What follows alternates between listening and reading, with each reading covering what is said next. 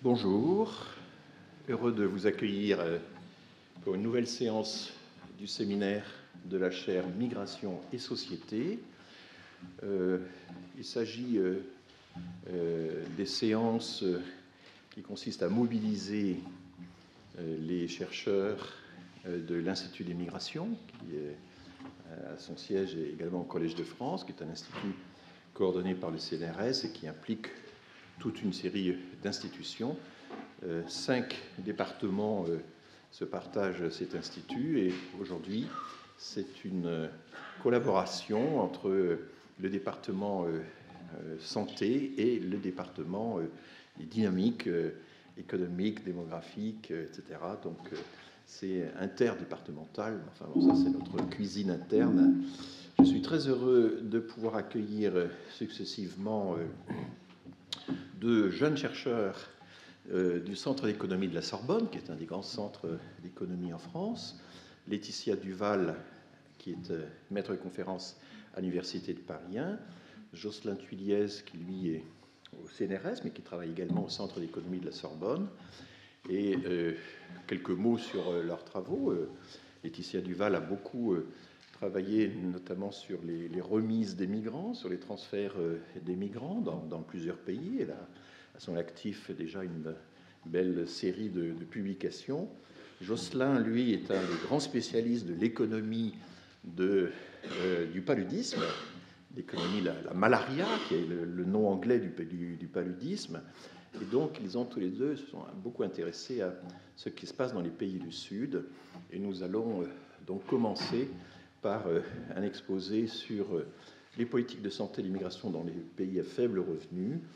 C'est un sujet assez complexe et un des axes de cette présentation, ça va être mais comment peut-on évaluer les programmes de développement de la santé dans les pays du Sud, par quelle méthode?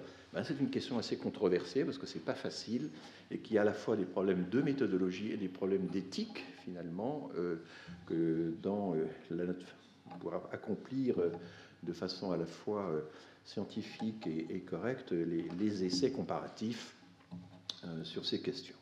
Ensuite, nous donnerons la parole à Pierre-Yves Joffard. Nous donnons d'abord la parole à Myriam Klatt, pardon.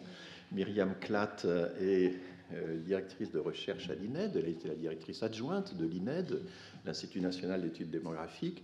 Elle a à son actif un très grand nombre de publications dans les revues internationales sur les questions sur la mortalité différentielle des migrants. Est-ce que les migrants ont une mortalité supérieure, inférieure à celle des natifs? Elle a aussi beaucoup travaillé sur les effets, par exemple, du tabagisme, sur la santé, y compris chez les migrants.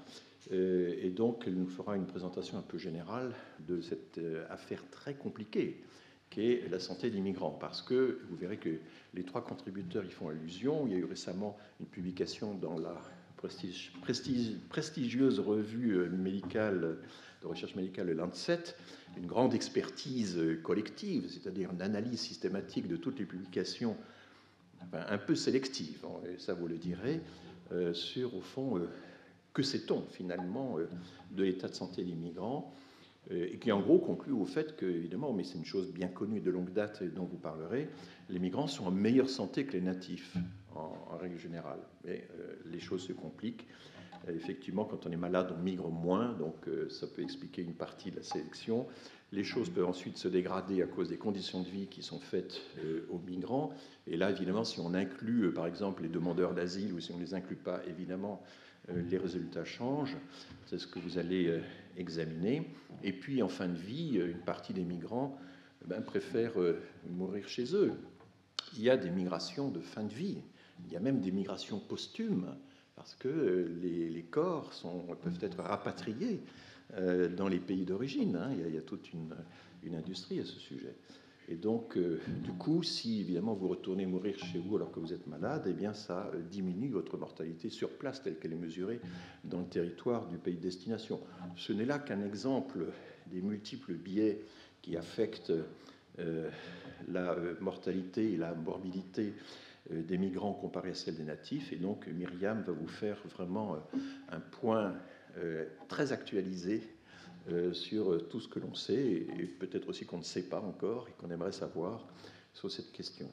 Et puis Pierre-Yves Joffard, que je suis très heureux d'accueillir ici, va nous faire un zoom sur l'accès des migrants, l'accès aux soins pour les migrants en situation vulnérable. Pierre-Yves Joffard a présidé depuis 2013 jusqu'à une époque très récente l'École d'économie de Paris, ce qui est évidemment une responsabilité considérable.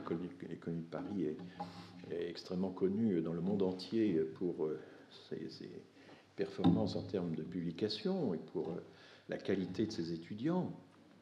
Mais Pierre-Yves, je le connais depuis longtemps, puisqu'on était ensemble dans le conseil scientifique de l'IRDES, l'Institut de recherche et de documentation sur l'économie de la santé, qui est un instrument de la CNAM, de la Caisse nationale d'assurance maladie, et qui est donc un des centres de recherche et d'investigation, d'études sur le système de santé, de façon générale, le fonctionnement du système de santé. C'est une des spécialités de Pierre-Yves Joffard que l'économie des systèmes de santé, leur performance, leur efficacité. Voilà, donc, et à la fin, il nous proposera aussi peut-être des solutions. Enfin, il y a aussi l'idée, mais à quoi tout cela peut-il servir? Eh bien, dans chacun des exposés, nous aurons évidemment un développement important qui est de savoir, mais que conclure de tout ça en termes de politique publique? Quelles sont les recommandations que l'on pourrait faire, sachant ce que l'on commence à savoir sur tous ces sujets?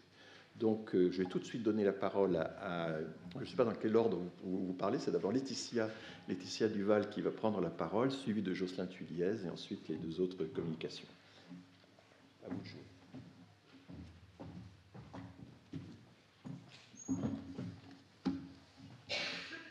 Bien, bonjour à tous. Merci François Héran pour l'invitation et merci au département santé et dynamique de l'Institut de convergence d'immigration pour cette invitation. Et merci à Audrey Le Noël aussi pour toute l'organisation. Donc, comme François Héran l'a expliqué, en complément des autres présentations, nous allons nous centrer sur les pays d'origine des migrants, en particulier les pays d'Afrique subsaharienne qui constituent le cœur de nos recherches. Donc, en décembre 2018, donc tout récemment, le Lancet a publié un numéro spécial sur la santé et la migration afin d'appeler la communauté scientifique et la communauté internationale, incluant les organismes de financement et les responsables de santé publique, à créer un véritable pôle de recherche consacré à l'étude des liens complexes entre la santé et la migration. Le message du Lancet aussi est de contrer certains fantasmes liés à la migration. On sait que parfois, la représentation collective des phénomènes migratoires tient de la caricature quand elle met en scène une Europe cernée par un Sud menaçant. Et les données statistiques nous rappellent que les migrations sud-sud sont bien plus importantes que les migrations sud-nord. Si l'on prend le cas, par exemple, des migrations subsahariennes, elles ont lieu majoritairement au sein de la région, puisque 3/4 des migrants d'Afrique subsaharienne résident au sein de cette région. Et elles ont différentes explications. Ça peut être lié à des frontières poreuses, ça peut être l'existence de liens ethniques et familiaux très forts entre les différents pays, ça peut être des migrations liées à la saisonnalité ou encore au conflit. Et si on regarde les statistiques, on se rend compte que, par exemple, les corridors migratoires les plus fréquents en Afrique sont les allers-retours permanents entre le Burkina Faso et la Côte d'Ivoire, entre le Zimbabwe et l'Afrique du Sud, ou encore entre la Somalie et le Kenya. Et ces deux photos que nous avons prises sur les routes du Burkina illustrent bien, je pense, ces allers-retours. Il s'agit en fait de bus de saisonniers du Burkina qui partent travailler le coton en Côte d'Ivoire. Et j'ai trouvé simplement que le nom des compagnies de bus était assez inspirante. Espoir Voyage et La Sagesse, avec en plus, vous noterez un petit message de sécurité routière sur la deuxième photo, qui pourrait être, je pense, vraiment appliqué aussi aux conducteurs parisiens. Donc la question des migrations est un sujet de premier plan. C'est un enjeu de santé publique, mais l'émotion suscitée en Europe par la crise Ebola qui a sévi récemment en Afrique de l'Ouest, donc en particulier en Guinée, au Libéria et en Sierra Leone, ne doit pas cependant justifier les simplifications excessives, ni faire oublier les enjeux de long terme.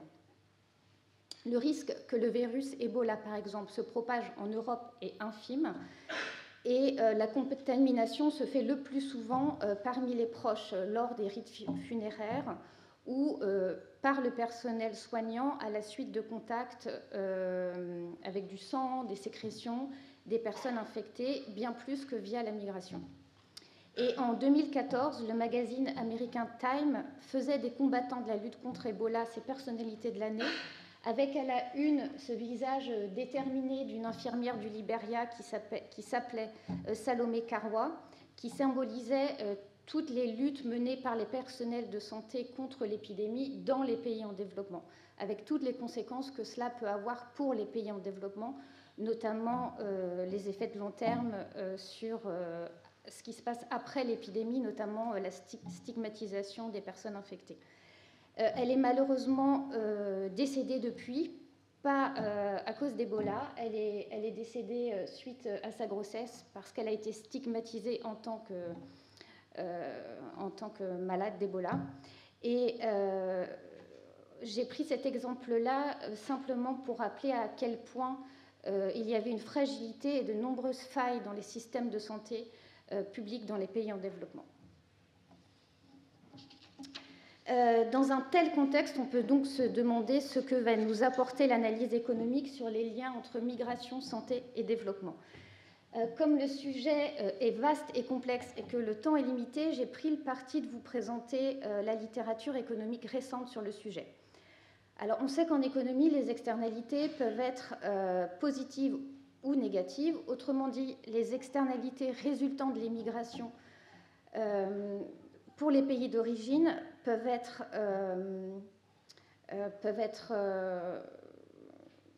négatives ou positives. Donc, je vais vous prendre deux exemples.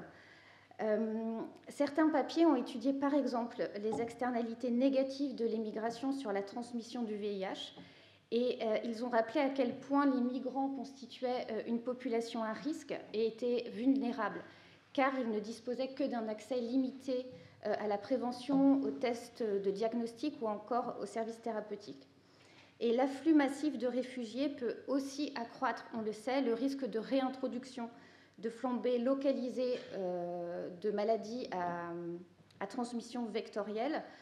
Par exemple, récemment, la réintroduction du paludisme en Grèce, directement liée à un afflux massif de migrants en provenance du Pakistan et de Syrie, en a constitué la preuve. En Afghanistan, par exemple, la leishmaniose cutanée est un problème de santé publique majeur et on sait que les déplacements de populations liés au conflit dans la région accroît le nombre de cas d'infection chaque année.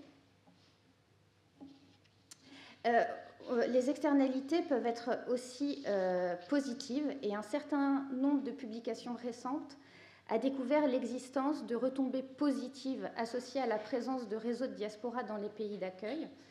Et on doit le concept de social remittances, donc on pourrait traduire en français par transferts sociaux, à une sociologue, Peggy Levitt, qui a exprimé l'idée que pendant qu'ils sont à l'étranger, les migrants pouvaient absorber de nouvelles informations et étaient exposés à de nouvelles pratiques qui vont commencer par les transformer eux-mêmes, puis ils vont les transférer à leur communauté d'origine grâce à des contacts directs ou indirects entre les membres de la famille, des proches ou encore d'autres membres de leurs réseaux sociaux.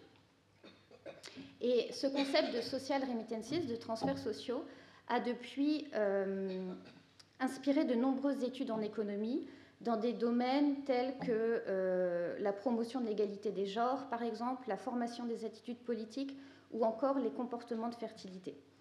En revanche, ce qu'on constate, c'est que les preuves quantitatives sont très rares en santé.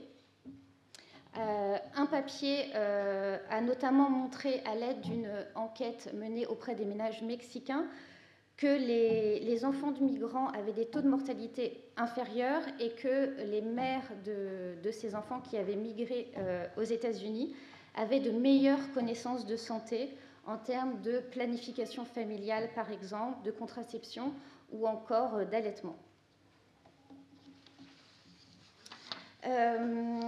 Je vais prendre un exemple qui est celui de la malaria, du paludisme, puisque avec mon collègue Jocelyn Thuilliez, on travaille beaucoup sur ces questions, afin de vous expliquer un petit peu cette idée de transferts sociaux, de social remittances.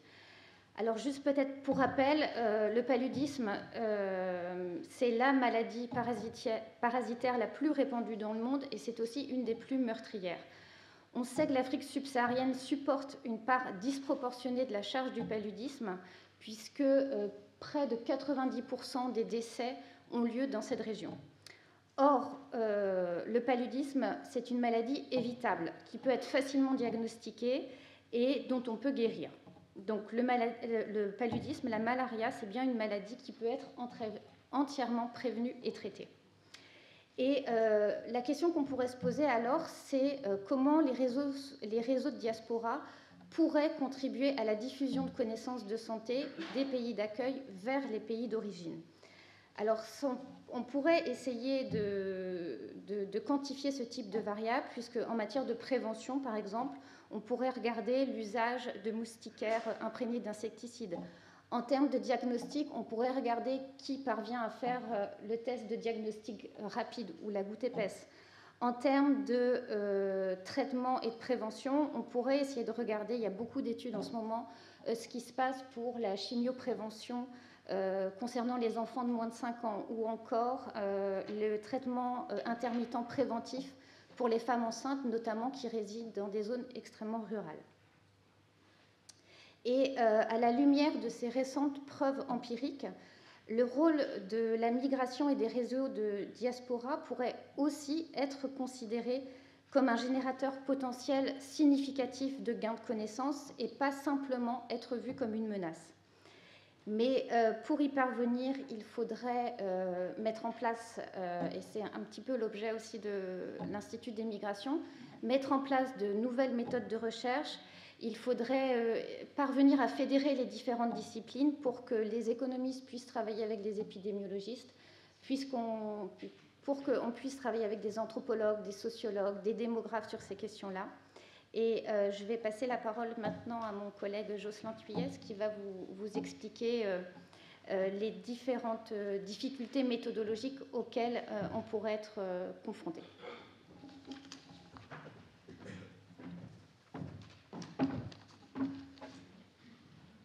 Merci Laetitia. Je tiens tout d'abord à réitérer mes remerciements aux organisateurs de ce séminaire. C'est un réel honneur de présenter en tant que jeune chercheur dans une institution aussi prestigieuse et donc je vous remercie pour cette invitation encore une fois. Donc je vais m'attacher à des questions beaucoup plus terre-à-terre et beaucoup moins fondamentales que celles exposées brillamment par Laetitia.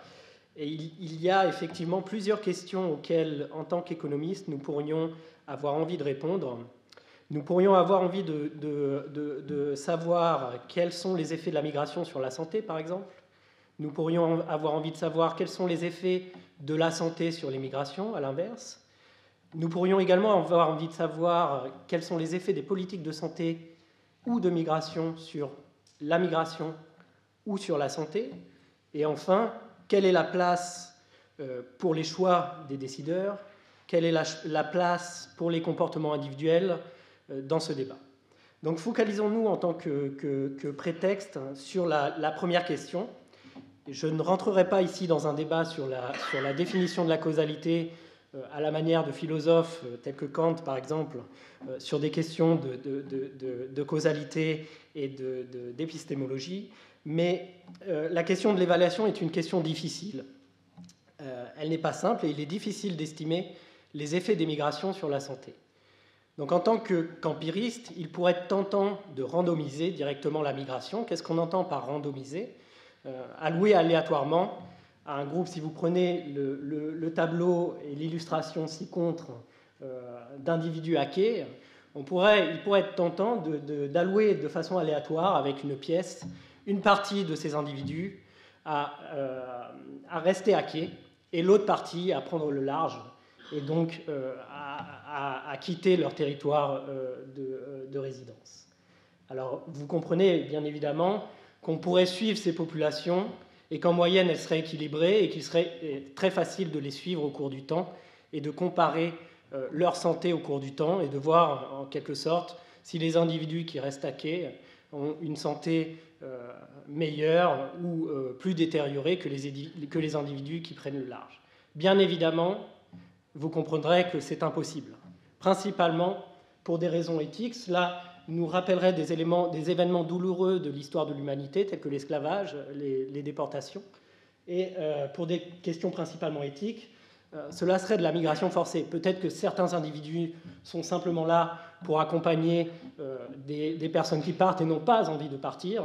D'autres individus pourraient avoir envie de partir, mais dans des destinations qui ne leur seraient pas allouées par l'expérimentateur. Et bien entendu, il serait quasiment impossible de réaliser une telle expérience. Par ailleurs, les migrations se déroulent en conditions réelles et en réponse à des environnements donnés et à des contraintes également individuelles qui sont données. Donc, il est très difficile, bien que tentant, d'allouer aléatoirement ces individus à deux groupes ainsi définis. Cette difficulté a conduit probablement les économistes à voir la migration dans les études statistiques comme une menace. Non pas une menace pour la société, mais une menace pour la validité, la fiabilité, la robustesse des analyses statistiques que nous appelons en tant qu'économistes les études économétriques. Il peut y avoir effectivement des effets hétérogènes, c'est-à-dire la population de migrants peut avoir des caractéristiques particulières, et donc quand j'essaye d'estimer les effets d'une politique de santé ou de migration sur des individus, la population qui va migrer va avoir bien entendu des caractéristiques particulières. Ces caractéristiques particulières peuvent également générer des effets de sélection et donc venir biaiser nos analyses. Si je prends l'image de cette machine à bonbons, j'ai des jaunes, des verts, des rouges, des bleus, et si en tournant le bouton, je n'obtiens que des bleus, je risque au mieux de me demander si la machine et les rouages de la machine ne sont pas détraqués, et au pire, si la machine ne cherche pas à m'empoisonner en me donnant uniquement des bonbons bleus. Donc c'est un peu en fait le jeu des économistes que d'arriver à dissocier et à comprendre ces rouages et à comparer ces sous-populations pour voir si elles sont différentes de la population générale et pour faire des analyses différenciées. Donc nous avons évidemment tout un arsenal de solutions qui nous permettent de prendre en compte ces effets de sélection et de regarder si la migration ne vient pas biaiser nos analyses économétriques. Par contre, vous comprendrez évidemment que dans ce cas-là, la migration en elle-même n'est pas l'objet de l'analyse. Et donc on s'attache à la migration pour simplement valider la robustesse de nos analyses économétriques et la fiabilité de nos recommandations de politique publique. Cette menace donc, empirique a conduit également à un certain scepticisme autour des questions sur les analyses randomisées, et donc ces études aléatoires qui sont à l'heure actuelle très répandues en économie, et en particulier en économie du développement. J'en ai moi-même un certain nombre en cours, et donc je n'ai rien contre ces analyses randomisées. Mais il faut bien comprendre que les analyses randomisées peuvent aussi nous apporter des réponses sur les mouvements de population et qu'il peut être en particulier très intéressant d'analyser les mouvements de population dans ces études. Donc je vais prendre une étude randomisée où il y aurait par exemple dans un quartier, dans plusieurs quartiers de Bobo-Dioulasso, donc l'illustration à droite, avec des groupes qui auraient été alloués à une politique, disons une politique d'information sur le paludisme pour améliorer l'accès au traitement. Donc les individus, il peut y avoir plusieurs menaces du fait de mouvements. Les individus peuvent bien entendu partir d'un quartier qui serait traité, on utilise la terminologie de traitement puisque ces essais randomisés viennent de l'analyse médicale, si vous voulez, ils viennent de l'analyse clinique en milieu hospitalier où on teste des traitements cliniques pour voir quel est le traitement le plus efficace. Donc ces individus peuvent quitter le groupe traité pour aller travailler dans un quartier durant la journée, dans un autre quartier qui serait un quartier, disons, pour garder cette terminologie médicale, contrôle. Pendant ce déplacement, ils peuvent communiquer entre eux et venir influencer, biaiser mon analyse sur ces aspects aléatoires. Par ailleurs, ils peuvent aussi, s'ils sont dans une zone traitée, ils vont bénéficier du traitement, supposons un traitement médical ou un traitement d'information qui fait qu'ils vont se protéger mieux contre la maladie, pour aller dans un quartier contrôle qui ne serait pas protégé. Et donc, en ce sens, ils vont venir influencer la dynamique de la maladie et probablement générer des externalités. Donc, les externalités, ce sont des effets non anticipés par le marché qui vont venir avoir un effet non désiré, par exemple, sur la dynamique de la maladie dans les quartiers contrôle. Ils peuvent venir, par là même, influencer le coût-efficacité d'une politique. Si, par exemple, mon quartier traité améliore la santé de mes individus et que ces individus vont dans un quartier contrôle, mon quartier contrôle va bien évidemment bénéficier des effets du traitement, alors que je ne le souhaiterais pas en tant qu'expérimentateur. Et par là même, le coût-efficacité général de la politique sera beaucoup plus bas, puisqu'il bénéficie à la fois aux traités et aux individus dans le groupe non traité. La randomisation elle-même, c'est-à-dire l'allocation du traitement clinique ou socio-économique, peut elle aussi motiver une décision de migration. C'est-à-dire, je suis dans un village qui reçoit un traitement, je n'ai pas envie de recevoir ce traitement et je peux décider par là même de migrer. À l'inverse, je pourrais avoir envie de bénéficier de ce traitement et donc rejoindre le groupe traité, soit du fait d'une pression sociale, soit du fait d'autres éléments environnementaux autour de moi. Donc bien évidemment, nous avons encore une fois des possibilités, des solutions à ces problèmes en économétrie. Les randomisations saturées, à savoir qu'on alloue des probabilités différentes au groupe de traitement, la prise en compte des distances entre les individus pour savoir si les personnes les plus éloignées vont bénéficier quand même de mon traitement aléatoire, peuvent être des solutions potentielles. Une solution qui a été également explorée par les économistes est de considérer les grandes loteries. Vous savez qu'il y a des grandes loteries qui sont mises en place dans les politiques migratoires. Vous connaissez tous la Green Card, donc la carte verte des États-Unis, dans le Diversity Migrant Visa Programme des États-Unis, qui permet à des individus qui le souhaiteraient de participer à une loterie pour bénéficier d'un visa. Il y a eu dans l'histoire des États-Unis d'autres loteries pour allouer des terres à des migrants. Et il y a également dans l'histoire contemporaine, notamment en Nouvelle-Zélande, vous avez le Pacific Access Category pour des personnes qui viennent notamment des îles Tonga. Donc ces grandes loteries peuvent présenter certains avantages. Elles gardent le principe de randomisation, d'aléatoire, en considérant que le hasard ferait bien les choses et que nous pourrions suivre ces individus au cours du temps. Dans des conditions réelles, elles permettent, à l'inverse des expérimentations, elles restent dans des conditions réelles, c'est-à-dire qu'il est possible d'avoir des analyses historiques, un suivi temporel, des effets de large échelle, des effets d'incitation, qui resteraient relativement peu coûteux à mettre en place et donc à analyser. Mais elles ont aussi des défauts que j'ai déjà mentionnés.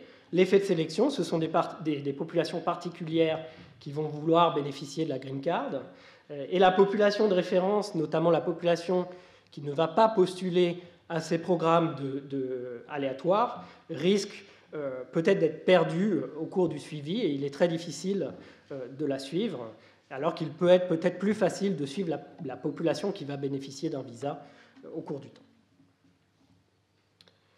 Donc pour terminer, l'évaluation des programmes de santé dédiés aux migrants a utilisé toutes ces méthodologies, et bien évidemment, vous avez également des programmes de migration qui peuvent affecter la santé des migrants. Si vous mettez des barrières à l'entrée, il est possible que cela retarde par exemple l'entrée des migrants et que cela affecte leur santé. Cependant, cette littérature s'est en quelque sorte malheureusement, disons-le, focalisée sur les pays d'accueil. On connaît de nombreuses études sur les effets de l'assurance maladie sur la mortalité des sans-papiers, sur les demandeurs d'asile. Je prends le cas de la réforme de santé espagnole en 2012, qui était donc une réforme pour restreindre l'accès aux soins des migrants sans papier, qui a eu des effets catastrophiques sur la santé de ces migrants. Les politiques de migration, elles, vont avoir aussi des effets directs sur la santé des migrants, comme je viens de le dire. Mais toutes ces études ont principalement été menées dans des pays développés, dans des pays à fort revenu, probablement du fait de la difficulté de les mettre en place dans les pays à faible revenu, et probablement également du fait d'un manque de données sur ces politiques sociales dans ces pays-là. Ces évaluations sont limitées dans les pays d'origine. Donc pour les politiques de santé spécifiques aux migrants ou aux zones de départ, les évaluations sont nombreuses pour les populations vulnérables. On a des programmes, notamment sur la lutte contre le paludisme ou sur la gratuité des soins, qui nous indiquent effectivement qu'il n'y a pas l'air d'y avoir d'effets différenciés sur les populations de migrants, mais ces évaluations sont restées limitées à des populations vulnérables, à la gratuité des soins pour les femmes enceintes, pour les enfants, et ne se sont pas focalisées directement sur les migrants eux-mêmes. Donc on peut regretter, si vous voulez, que ces évaluations se soient attachées à uniquement ces populations-là, sans se focaliser spécifiquement sur les populations en mouvement. Et notamment, je pense à l'exemple de la colonne de réfugiés honduriens très récente vers les États-Unis. On pourrait avoir envie de voir des expérimentations sur l'efficacité de l'aide humanitaire accompagnant ces mouvements, sur l'état de santé de ces individus durant le déplacement, ou alors des expérimentations ou des évaluations de politique publique sur les migrations saisonnières.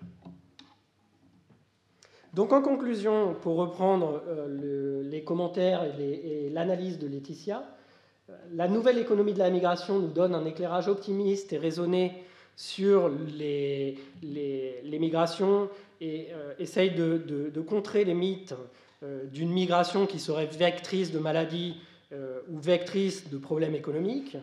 L'évaluation des politiques de santé spécifiques aux migrants reste limitée quant à elle dans les pays à faible revenu. Des systèmes de soins sont peu structurés, donc il est difficile de mettre en place ces évaluations dans les pays pauvres, les pays à faible revenu.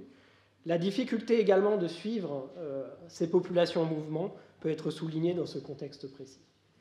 Donc en termes de recommandations, il nous faudrait plus d'évaluations interdisciplinaires systématiques, un recueil de données peut être plus suivi pour un suivi épidémiologique et économique précis, notamment je pense à la mortalité par cause des migrants et à la structure par cause de la mortalité ou de la morbidité dans les pays d'origine et dans les zones de départ. Mais cela concerne également les zones d'arrivée. Et donc je vous remercie de votre attention.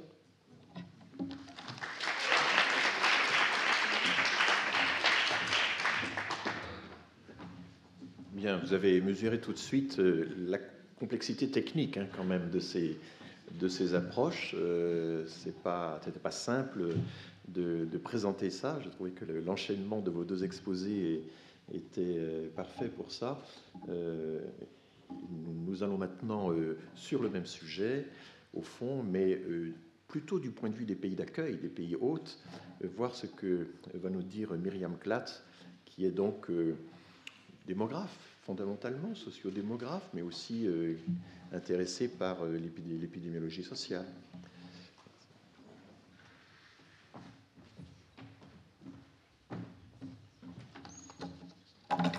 Bonjour à toutes et à tous, et merci à François Héran et à l'Institut des migrations de me donner l'opportunité de présenter les acquis d'une expérience de recherche sur la mortalité des migrants. D'une manière générale, la santé des migrants suscite un intérêt croissant dans le débat public en lien avec les politiques en matière d'immigration, d'accueil et d'intégration des étrangers. Sur ce sujet complexe, il est utile de prendre du recul et d'élargir le cadre pour replacer et mieux situer les migrants dans leur population d'accueil. Les travaux des chercheurs sur ce sujet sont nombreux, avec différentes assises disciplinaires, qu'il s'agisse en santé publique d'apprécier les besoins de soins d'une population, d'un groupe vulnérable de la population, en épidémiologie du cancer, d'explorer l'influence d'un nouvel environnement lié à la migration, ou en démographie et en épidémiologie sociale, de comparer l'état de santé ou la mortalité des migrants à celle de l'ensemble de la population.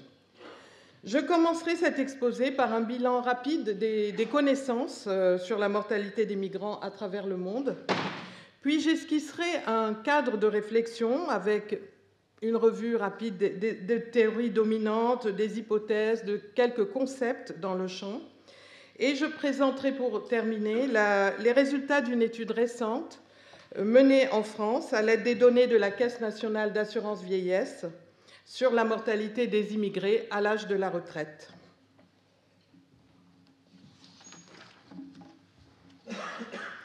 Pourquoi choisir la mortalité plutôt que la santé directement?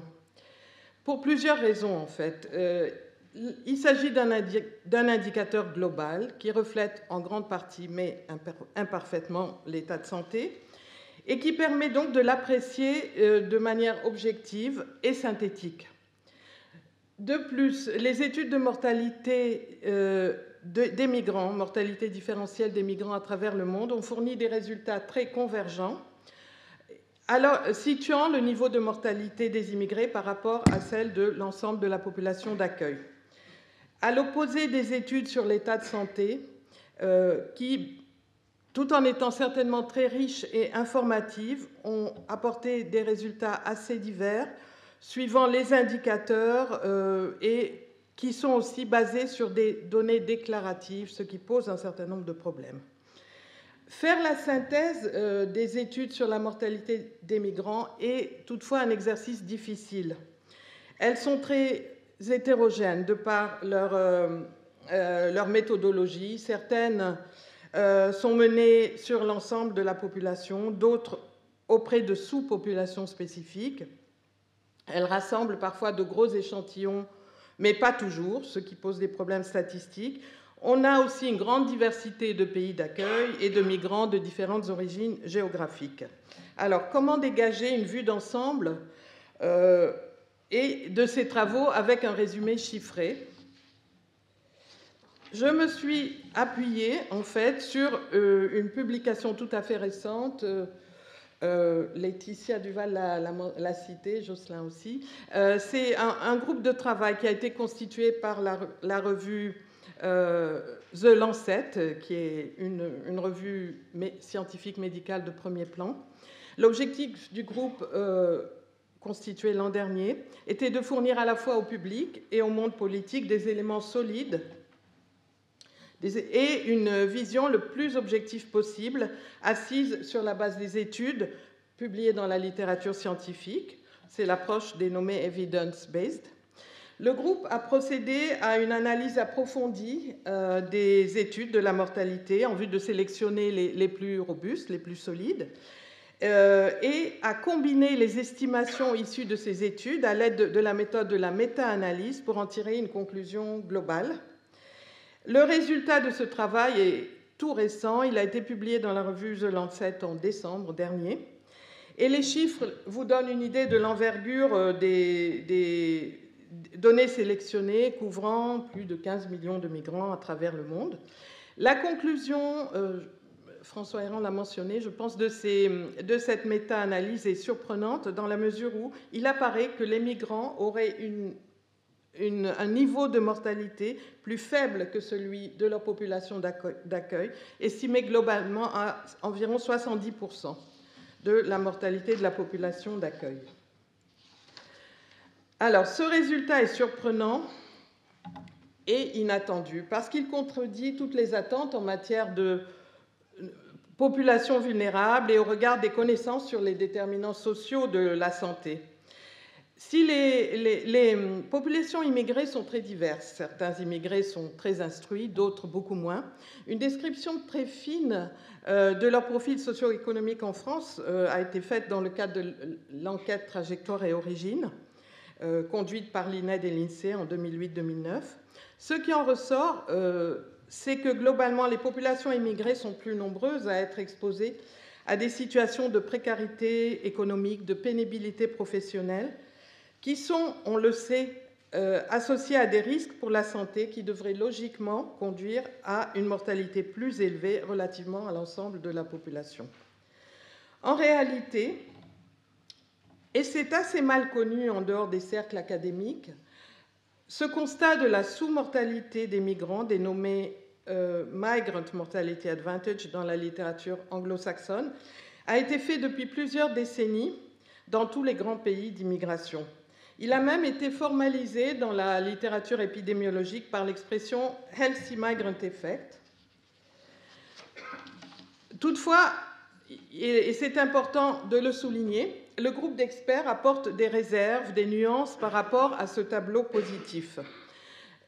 D'abord, il faut rappeler que l'étude ne couvre pas, enfin, concerne essentiellement les migrants de travail pour regroupement familial ou études, mais ne peut pas être généralisée aux populations les plus précarisées, comme les réfugiés, demandeurs d'asile ou migrants en situation irrégulière, qui sont exposés à des risques importants et pour lesquels peu d'études de mortalité sont disponibles.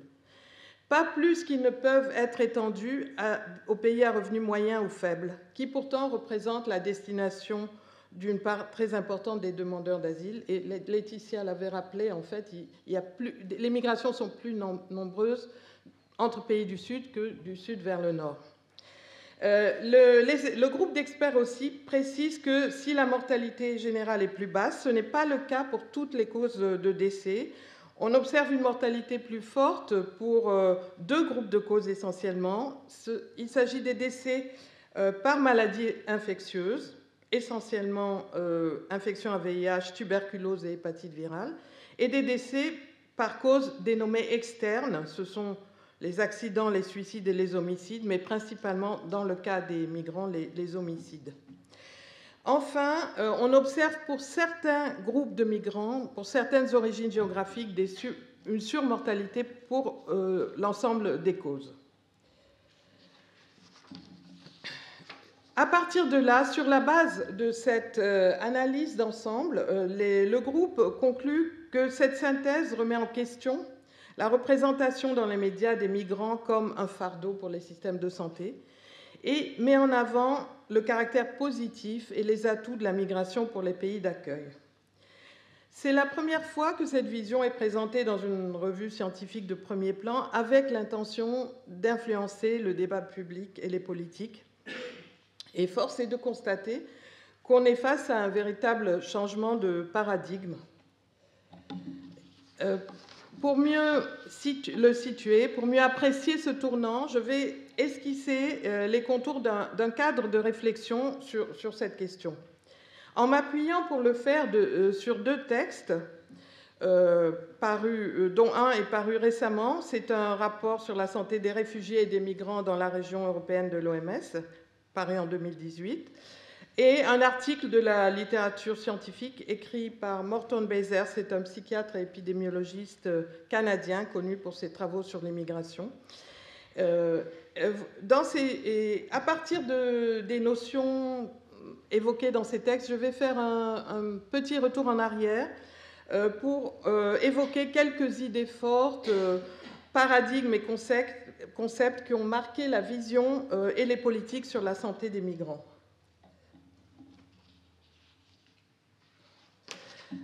Alors, de façon schématique, on peut dire que jusqu'aux années 60 ou même 70, c'est plutôt l'idée que les migrants étaient porteurs de maladies dont il fallait protéger les populations d'accueil qui représentaient le paradigme dominant. C'est en fait le modèle du sick immigrant, le migrant malade.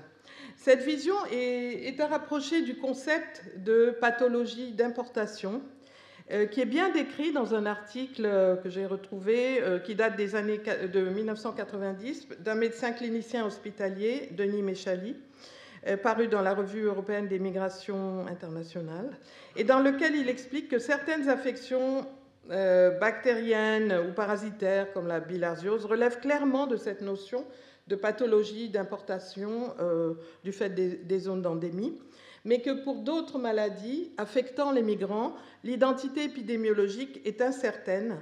Il donne l'exemple de la tuberculose, dont l'atteinte peut précéder la migration, mais qui peut aussi être acquise en France, lorsque la précarité du statut social, les conditions de logement, les difficultés ou les retards d'accès aux circuits de soins jouent un rôle déterminant. Et ce questionnement sur le calendrier de l'atteinte par la maladie par rapport au calendrier de la migration introduit très bien la complexité de la question et j'y reviendrai.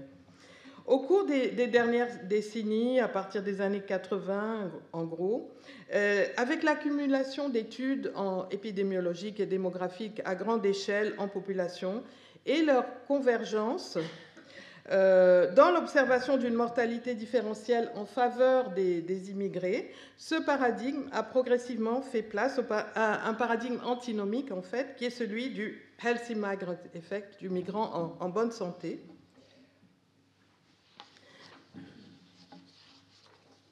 Le rapport de l'OMS retrace cette évolution en expliquant qu'on est ainsi passé d'une vision et d'un discours centré sur la sécurité sanitaire à une vision plutôt tournée vers les questions d'équité des soins, de droit à la santé, des déterminants sociaux de la santé, de couverture maladie.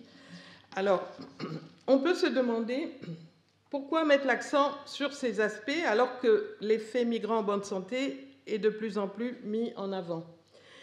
Justement, c'est parce que l'on s'est aperçu que finalement l'état de santé des migrants évoluait négativement dans la durée du fait de leur exposition à toute une série de facteurs de précarité dans le travail, dans le logement, dans l'accès aux soins, auxquels s'ajoutent des changements dans les habitudes de vie, allant dans le sens d'une exposition croissante aux facteurs de risque des maladies dites de civilisation, liées au style de vie, notamment à une mauvaise alimentation, à consommation de tabac, d'alcool, sédentarité. Bon, c'est notamment le cas pour les maladies cardiovasculaires et les cancers. Et l'action négative des déterminants sociaux de la santé sur les migrants a été traduite par deux auteurs, Bolini et Siem, par la notion imagée de « effet du migrant épuisé », Exhausted Migrant Effect, résumant la situation de personnes sélectionnées pour leur bonne santé et leur aptitude au travail, conformément à l'effet migrant en bonne santé, et qu'on retrouve très affaiblies à l'âge de la retraite par des années de dur labeur. C'est en quelque sorte finalement là où les deux paradigmes, bonne et mauvaise santé, se rejoignent.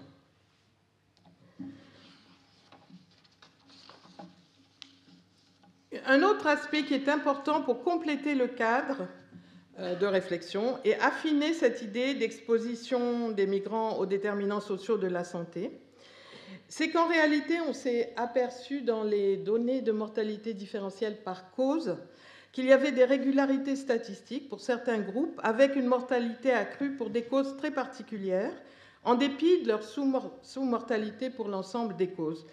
Et ce type de profil reflète des risques spécifiques pour certaines pathologies,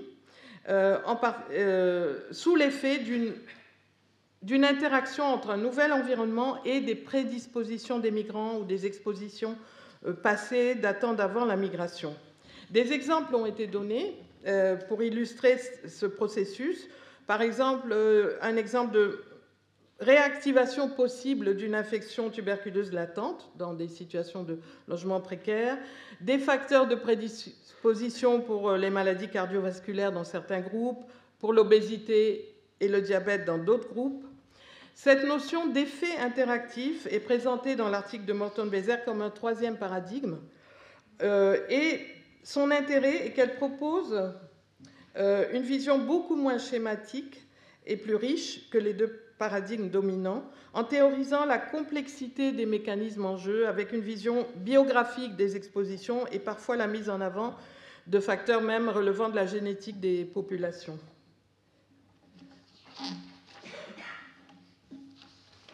On peut se demander si ce cadre de réflexion s'applique aux populations les plus précarisées, aux réfugiés. Comment les situer par rapport à ces théories? Le groupe du Lancet est prudent sur le sujet. Il souligne que son constat ne s'applique pas. Il n'y a pas dans les études sélectionnées suffisamment d'études concernant ces sous-populations. Mais le rapport de l'OMS indique que ces populations ne feraient pas exception à la règle et qu'en dépit d'un état de santé initialement bon, elles seraient soumises à des risques particuliers, soit au cours de la migration, soit du fait des conditions de vie à l'arrivée, avec une dégradation de l'état de santé très rapide en l'absence de prise en charge adaptée. On peut penser notamment aux maladies infectieuses qui peuvent avoir précédé la migration ou avoir été contractées après l'arrivée. J'ai évoqué le cas de la tuberculose. Le cas de l'infection à VIH pour les migrants d'Afrique subsaharienne en France est intéressant aussi par rapport à cette question. Et les résultats de l'étude Parcours, coordonnée par Annabelle Degré-Duloup, illustrent bien les risques encourus par les migrants après leur arrivée. Il apparaît qu'entre 35 et 49% des personnes vivant avec le VIH auraient été infectées après leur arrivée en France. Et l'étude a même permis de situer une fenêtre temporelle par des analyses biographiques. Il est apparu qu'en fait, une majorité de ces infections avaient eu lieu dans les 6 premières années après l'installation en France, ce qui met en lumière en fait l'importance des conditions de vie à l'arrivée. Enfin, un dernier point. Sur ce modèle du migrant en bonne santé, il est utile de préciser que le modèle du migrant en bonne santé ne signifie pas qu'il n'y a pas d'obstacle aux soins de santé et qu'il n'y a pas d'enjeu d'équité. Un exemple frappant est celui de la mortalité maternelle. Une étude épidémiologique en France a montré que les femmes originaires d'Afrique subsaharienne avaient 5 fois plus de risques de mourir de complications liées à la grossesse ou à l'accouchement que les femmes françaises. Il a été montré également que l'excès de risque portait essentiellement sur les décès par complications hypertensives et infections, et que la proportion de soins sous-optimaux par rapport à ce qui est considéré comme une bonne pratique était plus importante parmi les femmes étrangères, ce qui illustre bien tout l'enjeu des questions d'équité des soins.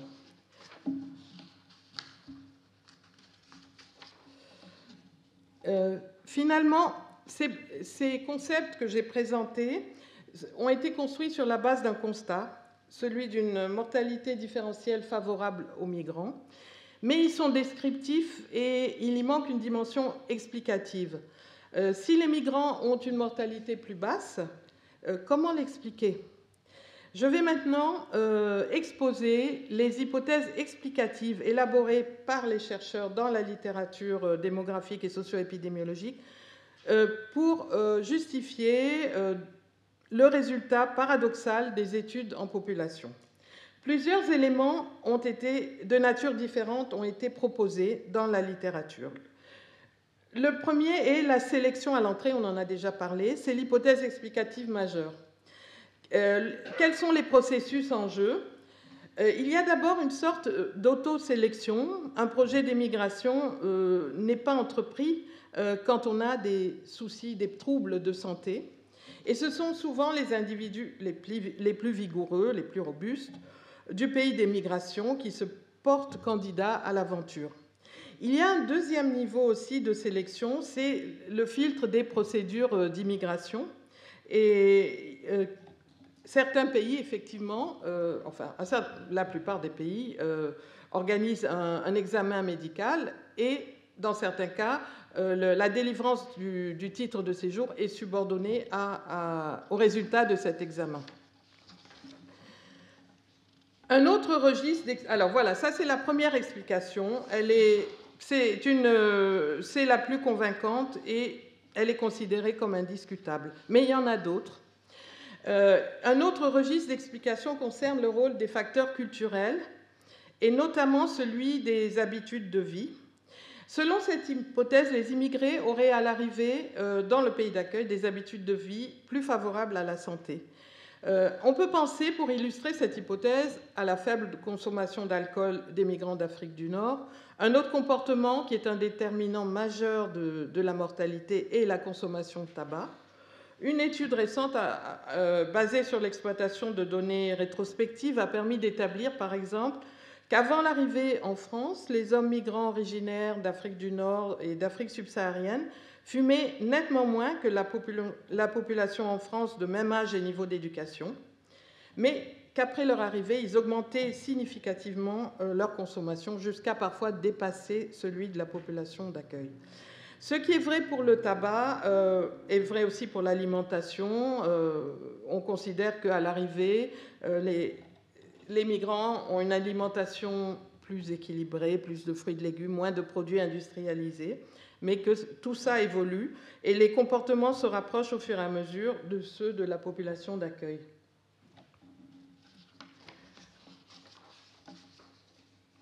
Alors, il y a 4 explications. Je vais présenter la troisième. C'est une explication fréquemment invoquée pour expliquer l'avantage de mortalité des immigrés. C'est en quelque sorte, on peut dire que c'est en quelque sorte un processus en miroir de la sélection à l'entrée. Il s'agit de la sélection à la sortie. Par ce terme, on désigne un phénomène de retour préférentiel au pays d'origine des immigrés les plus fragiles et les plus malades, et principalement en fin de vie active. Dans la littérature anglo-saxonne, on emploie un terme un peu étonnant, c'est le salmon bias, c'est le biais du saumon. Pourquoi? Parce que le saumon est un poisson qui naît en eau douce, descend jusqu'à la mer, où il vit parfois plusieurs années, puis parcourt des milliers de kilomètres pour retourner dans l'endroit où il est né pour se reproduire et mourir. C'est assez imagé. Alors, si ce type de mécanisme opère, alors on a ce qu'on peut considérer comme une censure informative et une sous-estimation de la mortalité au regard de l'exposition passée. À l'appui de cette hypothèse, il y a des données d'enquête auprès des immigrés, notamment dans le cadre de l'enquête Passage à la retraite des immigrés, indiquant des souhaits fréquents de retour pour la retraite. Dans l'article qui est cité, de De Coulon et Wolf, il apparaît que seuls 58% des immigrés veulent rester en France, les autres étant soit décidés à partir, soit indécis, ou en faveur d'un scénario de va-et-vient. Le besoin de finir sa vie là où on est né, d'être entouré quand la santé décline, est tout à fait compréhensible. Toutefois, il y a aussi un autre aspect à prendre en compte, c'est tout l'enjeu de la territorialité de la protection sociale, et on peut légitimement se demander si un émigré souffrant de troubles de santé pourrait s'attendre à bénéficier de la même prise en charge médicale une fois rentré, sans compter les aspects liés à la couverture maladie et au remboursement des frais de santé. De plus, un autre aspect est familial. Les enfants à même d'apporter un soutien sont souvent eux-mêmes établis dans le pays d'accueil. Donc c'est toute la complexité de cette hypothèse. Et puis, la dernière hypothèse est différente des autres. Les 3 premières sont des explications à une observation, la mortalité plus basse des immigrés, considérée comme crédible. La dernière explication remet en question la validité même des mesures de mortalité pour les immigrés, ce qui revient à se demander à quel point les résultats de l'estimation de la mortalité correspondent à son véritable niveau. En réalité, il y a ce qu'on appelle un biais d'observation concernant la mesure de la mortalité, et il est difficile à traiter. En effet, les immigrés ont tendance à maintenir des liens avec leur pays de naissance, à effectuer des allers-retours fréquents, et les décès survenus pendant ces séjours à l'étranger échappent à l'observation, et par conséquent, le taux de mortalité est sous-estimé. À l'international, la question du biais d'observation n'a reçu que relativement peu d'attention dans les articles scientifiques, mais il existe des sources de données prometteuses pour remédier au problème. Parmi celles-ci, les données de panel ou de registre de population, ou encore une source particulièrement intéressante, est celle des données des caisses de retraite, qui, chargés de verser tous les mois la pension, sont amenés à suivre de très près les pensionnés, où qu'ils soient à travers le monde.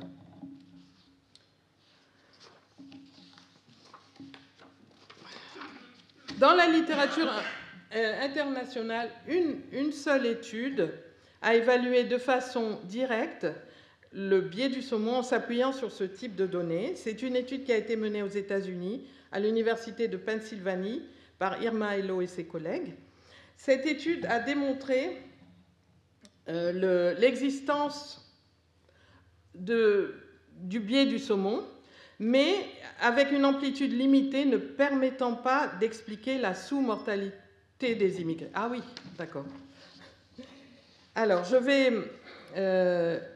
maintenant passer à la seconde partie rapidement sur l'avantage de mortalité. Je vais présenter les résultats d'une étude menée en France sur la mortalité des immigrés retraités à partir des données de la Caisse nationale d'assurance vieillesse.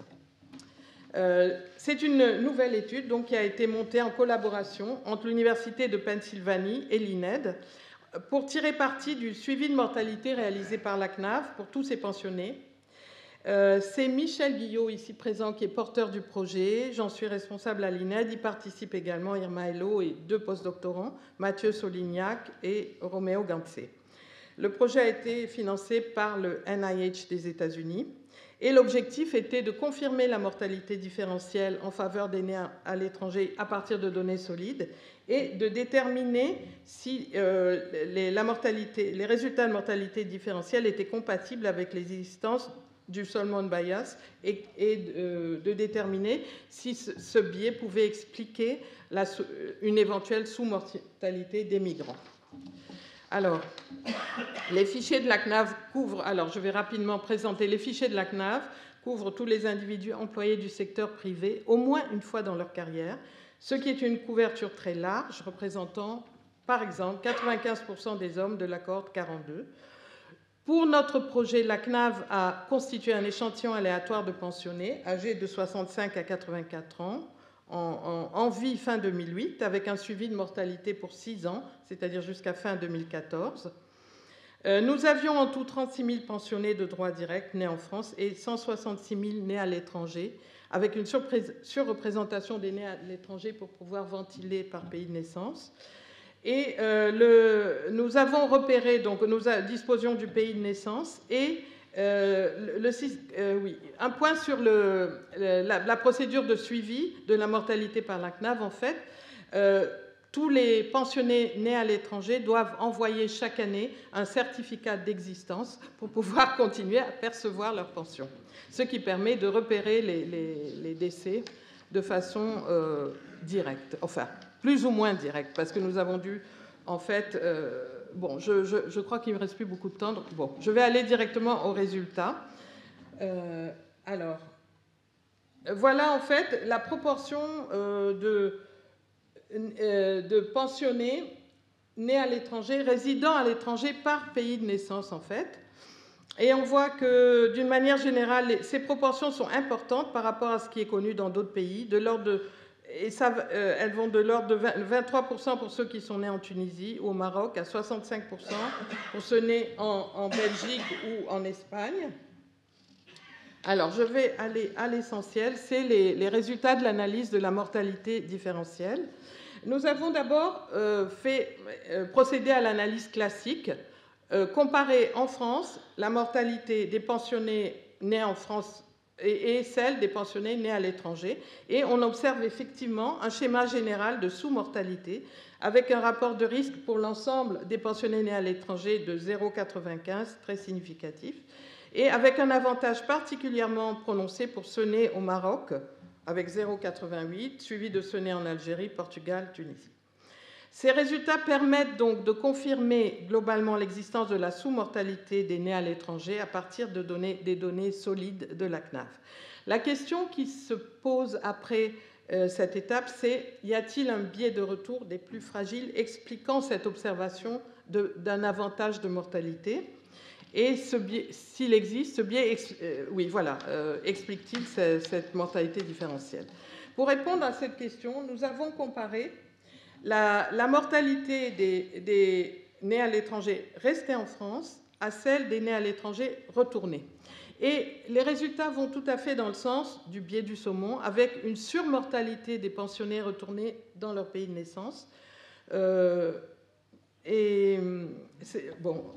l'observation globale avec des niveaux de surmortalité variables selon le pays de naissance. Dernière analyse, ce type d'effet de surmortalité des retournés au pays de naissance peut-il expliquer l'avantage de mortalité de ceux qui sont restés? Et pour apprécier cette question, nous avons calculé la mortalité différentielle de l'ensemble des retraités nés à l'étranger, quel que soit leur pays de résidence. Et ce qu'on observe, c'est que ce regroupement neutralise l'avantage de mortalité des immigrés. C'est-à-dire que quand on prend en compte les retours, on n'observe plus de mortalité différentielle en faveur des nés à l'étranger. Donc, ces résultats sont en faveur, en fait, d'un rôle majeur du biais de sélection à la sortie comme facteur explicatif de la mortalité différentielle. Je ne vais pas revenir sur l'interprétation qui reprend ces trois apports de l'étude. Donc, très rapidement, simplement, c'est que confirmation de la sous-mortalité des immigrés retraités en France. On observe aussi une surmortalité de ceux qui sont rentrés. Et quand on prend ensemble tout le groupe des immigrés retraités, il n'y a plus de mortalité différentielle. On n'observe plus une mortalité différentielle en faveur des immigrés. Alors, en conclusion, ce que je voudrais dire, c'est que la santé est un facteur important pour l'intégration des immigrés. Cet exposé avait pour but d'apporter des éléments de réflexion, des questions, en quelque sorte une grille de lecture et un bilan des connaissances les plus récentes en matière de mortalité différentielle des immigrés. J'ai essayé d'illustrer la complexité du sujet et le caractère paradoxal de la santé des migrants entre robustesse et vulnérabilité. Une notion importante qui ressort est celle du caractère sélectif de l'immigration par rapport à la santé. Et le résultat majeur de cette nouvelle étude est le rôle décisif, en fait, joué par le caractère sélectif aussi de la migration de retour. Le tableau qui se dessine, en fait, est celui d'un état de santé initialement bon, au niveau global, avec une sorte de vieillissement accéléré du fait des conditions de travail et un départ préférentiel de ceux qui sont les plus affaiblis. Une double sélection, en quelque sorte, à l'entrée, à la sortie. Il est important, dernier point, de souligner que la notion de migrant en bonne santé doit se conjuguer avec la problématique des inégalités sociales et de l'équité des soins, qui prend une acuité particulière pour les populations immigrées du fait des inégalités, des discriminations dont elles font l'objet dans différents domaines. Merci.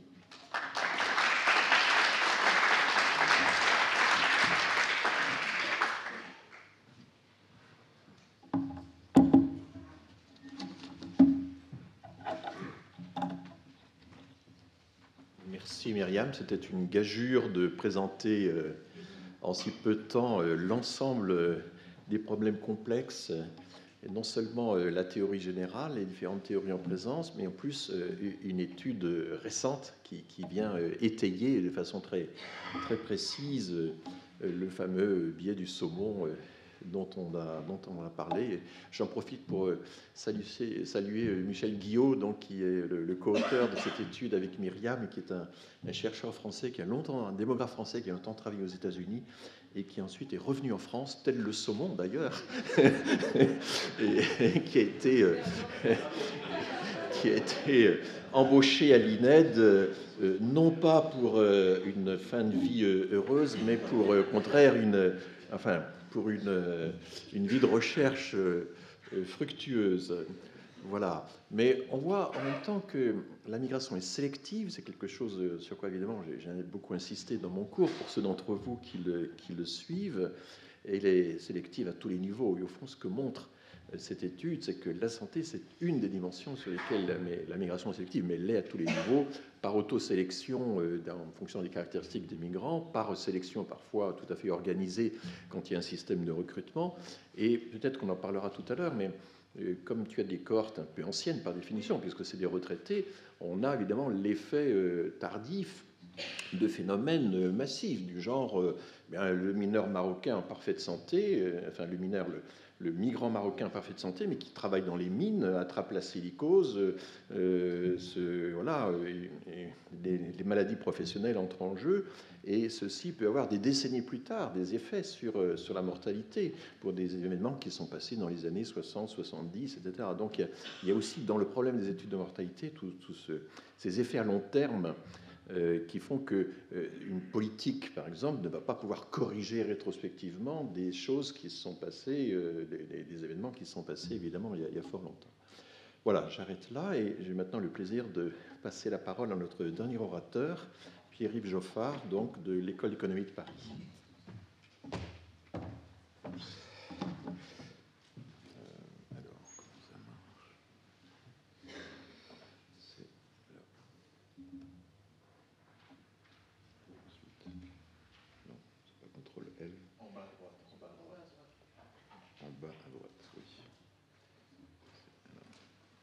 C'est un test, je soupçonne un test de vision ou de dextérité manuelle. Non, je n'ai pas suivi la formation. Alors, il y a un petit piège. Oui. Attends, on va y aller, on va y arriver. Hop. Parfait, merci. Merci pas seulement pour l'aide logistique et matérielle, mais merci surtout pour l'invitation et l'organisation de ce séminaire. C'est toujours un plaisir de parler dans ces murs. Donc, je vais vous parler d'un autre sujet, enfin d'un sujet qui est évidemment très lié au précédent, qui est l'accès aux soins pour les migrants, et notamment pour les migrants en situation précaire. Et c'est un sujet auquel je me suis intéressé dans le cadre du membre du Conseil national du SIDA, qui est un conseil, un peu un conseil d'éthique sur les questions liées à la prise en charge aux préventions et aux politiques de prise en charge des personnes vivant avec le VIH en France. Maintenant, depuis quelques années, c'est le Conseil national du SIDA et des hépatites virales, donc on a étendu la problématique. Donc la question, donc le contexte de cette étude, dont je vais vous parler un peu d'où elle vient, c'est vraiment l'épidémie de VIH en France, dont je rappelle quelques éléments. C'est une épidémie qui, malgré l'ensemble, malgré son ancienneté, malgré l'existence de nombreux traitements qui permettent de lutter, aujourd'hui, on sait qu'on a les outils qui nous permettraient de nous débarrasser du VIH et du SIDA, mais leur mise en œuvre est difficile. Et donc, c'est une épidémie qui est toujours vivante, y compris en France, où on estime qu'on a à peu près 6000 contaminations par an, et une population en France de personnes, c'est les personnes vivant avec le VIH, un acronyme un peu barbare, mais donc on a à peu près 170 000 personnes, dont, et c'est un élément important pour ce qui va suivre, dont 24 000 personnes qui vivent avec le VIH, mais qui ne sont pas diagnostiquées, qui ne savent pas qu'elles sont contaminées. Et ça, c'est un vrai souci de santé publique, à la fois pour les personnes elles-mêmes, parce que si la première chose nécessaire, la première condition pour avoir accès aux soins, c'est de savoir qu'on a besoin de soins, donc c'est d'être diagnostiqué, et également en termes de santé publique pour le contrôle de la dynamique de l'épidémie, et puisqu'une personne non diagnostiquée va probablement, elle va être en situation de transmettre à nouveau le virus à d'autres personnes. Au sein de cette population, les migrants, alors la définition qu'on a pris pour migrants, parce que là aussi, c'est très, je pense que c'est des points qui ont été beaucoup discutés dans ton cours, c'est quelle définition on prend, quelle catégorie statistique, il n'y en a aucune qui va de soi. Nous, ce qu'on a retenu, c'était des personnes nées à l'étranger, qui sont nées étrangères à l'étranger et vivant en France. Voilà, c'est une des définitions possibles. Et si on prend cette catégorie, eh bien, on se rend compte qu'elle est particulièrement frappée par l'épidémie du VIH, puisqu'elle représente simplement 8,5% de la population vivant en France, dont d'ailleurs 41% de Français par acquisition. Donc des personnes nées étrangères à l'étranger, beaucoup d'entre elles, presque la moitié, sont devenues françaises. Mais même si elles ne représentent que 8,5% de la population française, elles représentent à peu près un tiers des personnes vivant avec le VIH qui sont prises en charge à l'hôpital. Donc vous voyez un peu la surmorbidité et le fait que ce sont des personnes particulièrement vulnérables. Lorsqu'on s'intéresse, lorsqu'on zoome davantage et sur les migrants, vous voyez qu'on a aussi plusieurs situations possibles. On a des migrants en situation administrative tout à fait claire et régulière, et donc qui ont un droit au séjour qui est assez clair. Et puis on a aussi des migrants qu'on peut appeler des sans-papiers, ou en tout cas que nous on a appelé des migrants en situation administrative précaire. Pourquoi ? Parce que c'est vrai que faut vraiment voir ces personnes, et y compris dans leur situation administrative, comme ce sont des parcours de vie avec des ruptures, avec des évolutions, avec des périodes où on a accès aux droits, des périodes où on les perd, des périodes voilà, et tout ça évidemment ça entraîne des difficultés d'accès aux droits qui génèrent des difficultés d'accès aux soins. Alors en France, on a un dispositif qui est en France, il y a une politique résolue d'accès universel aux soins pour l'ensemble des personnes vivant en France, qui est mise en œuvre à travers un accès à la sécurité sociale et aux complémentaires, en tout cas un accès à la prise en charge par l'assurance maladie, y compris pour les personnes en situation administrative précaire, qui passent par l'aide médicale d'État. Et la France, de ce point de vue-là, est un des rares pays à avoir un dispositif spécifiquement destiné à garantir un accès aux soins aux personnes migrantes sans papier. Il faut quand même aussi le rappeler. Alors cette aide médicale d'État, c'est un objet très chaud politiquement. Hein. C'est très régulièrement, on voit ce sujet émerger comme ça dans les débats publics. C'est des espèces de bouffées ou de prurite, tout d'un coup de cristallisation où les débats se focalisent là-dessus en disant, alors on a des interventions qui disent oui mais ça coûte très cher, ça génère un appel d'air, il y a des hordes de gens qui vont venir se faire soigner et qui vont entrer illégalement en France pour se faire soigner parce qu'ils vont avoir accès à l'aide médicale d'État, et des tas d'anecdotes qui circulent là-dessus, mais au final, on a assez peu finalement d'éléments un peu statistiques et fiables qui nous permettent de faire le tour de la question. Alors je reviendrai sur cette question de l'AME pour bien préciser un peu ce que c'est et à quoi ça sert. En tout cas, donc le contexte, c'est ça, c'est cette épidémie de VIH en France avec une autosaisine du Conseil national du sida. Le Conseil national du sida peut rendre des avis à la demande du gouvernement ou à la demande de ministres qui cherchent à avoir un éclairage sur telle ou telle question de politique publique qui se pose, mais il peut également s'autosaisir en disant nous on pense que là il y a un sujet et ça peut être quand même une bonne idée de réfléchir à ce sujet, et voilà ce qu'on peut dire sur ce sujet. Donc c'est une autosaisine qui a donné lieu à des travaux assez longs, en particulier parce que c'est moi qui présidais cette commission, donc ça a duré assez longtemps.